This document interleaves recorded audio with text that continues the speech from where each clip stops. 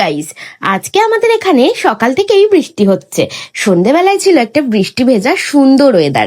তোমাদের কার কার ওখানে বৃষ্টি হচ্ছে আমাকে কমেন্ট করে জানিও। তখনই আমার বোন এসে আমাকে বলল, দিদি মুড়ি মাখা করে খাওয়াবি আর সাথে চপ।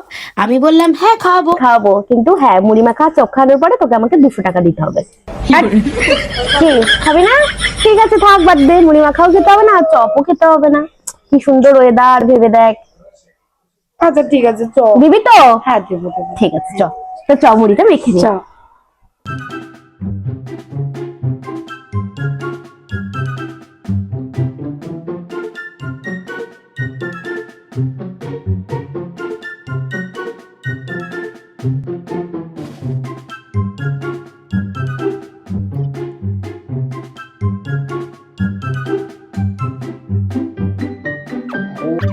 এই নে স্পেশাল মুড়ি মাখা। বলতো খেয়ে কিরম হয়েছে? টেস্টি মনে হচ্ছে দেখে। অনেক কিছু দিয়ে মেখেছি। ভালো হয়েছে?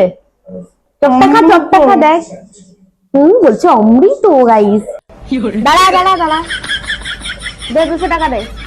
200 টাকা কোথায় পাবো আমি? মানে তুই বলেছিলি মুড়ি মাখা করে খালে 200 টাকা দিবি। ওইসব টাকা গাইসরাও জানে, প্রথমে তুই বলেছিলি। দে 200 টাকা দে। আচ্ছা ঠিক আছে, 200 টাকা নেই, 100 টাকা হবে। না হবে না, 200 টাকা দেওয়ার কথা ছিল। গাইস তোমরাই বলো। এইটা কি করবো? ছাই খিদে পেয়েছে। ও কি এগুলো ঠিক করে বলো? না দাঁড়া, দে 100 টাকাই দে। আচ্ছা 100 টাকাই দে। ও প্রত্যেকবার এরকম করে, আমি তো এরকম করি না। তোমরাই বলো আমি এরকম করি, ওই কিন্তু করে। বেরোচ্ছে না পকেট থেকে।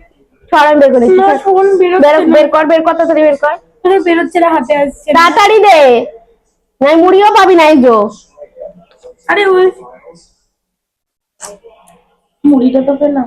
তো গাইস তোমরা এরকম মুড়ি মাখা করে বাড়িতে খেতে পারো। মুড়ি মাখাটা কিন্তু হেভি লাগে খেতে।